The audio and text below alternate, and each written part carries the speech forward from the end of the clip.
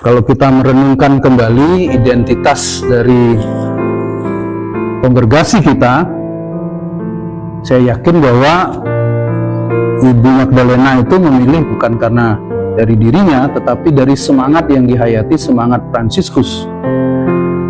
Kongregasi para suster-suster Santo Fransiskus dari Penan, Silih, dan Cinta Kasih Kristiani. Jelas sekali bahwa Silih itu diletakkan yang pertama, bukan Cinta Kasih Kristiani, Christian Charity itu diletakkan pertama, tapi silihnya diletakkan pertama. Dengan kata lain, bahwa segala karya kita itu merupakan silih. Kemarin saya menjelaskan silih itu apa. Silih itu ungkapan dari pertobatan kita. Jadi Santo Fransiskus berdoa di depan salib, dan para pengikutnya menghayati jalan salib hampir setiap hari, merupakan satu doa pokok dalam kehidupan para Fransiskan, saudara-saudari Dina, menghayati Yesus yang tersalib. Untuk apa?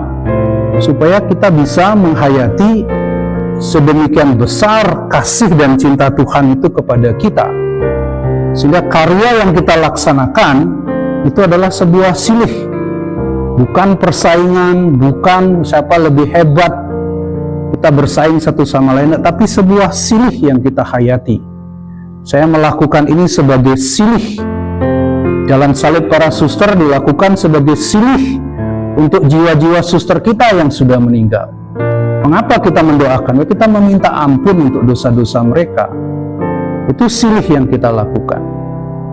Jadi beda dengan karya cinta kasih yang lain, beda. Karena bedanya di mana? Karya cinta kasih yang lain itu seringkali didasarkan karena kita sama-sama manusia. Saya baik sama kamu karena saya juga besok ingin supaya kamu baik dengan saya. Pemakaman itu ramai sekali orang datang misa, lebih ramai daripada hari Minggu. Banyak orang-orang yang tidak pernah ke gereja, dia datang pada waktu pemakaman. Karena apa?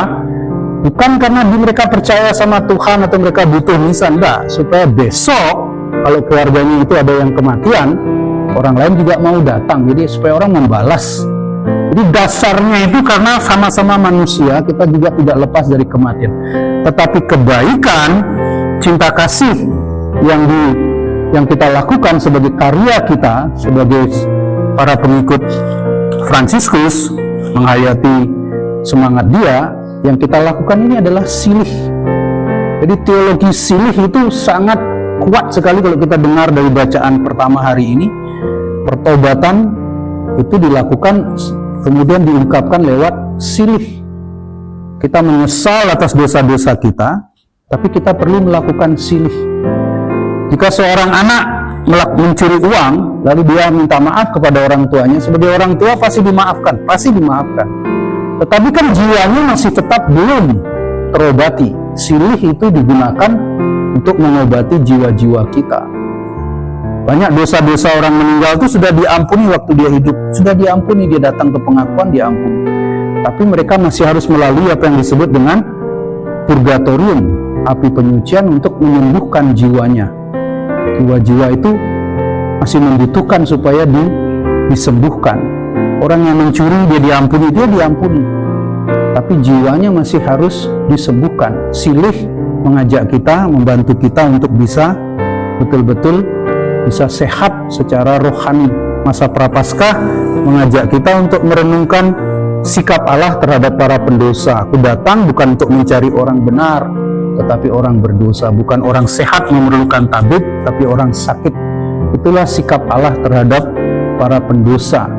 Dengan merenungkan kebaikan dan kasih Allah di satu sisi, ketidakpantasan kita di sisi yang lain, kita diajak untuk terus-menerus dalam semangat pertobatan. Tuhan memberkati kita.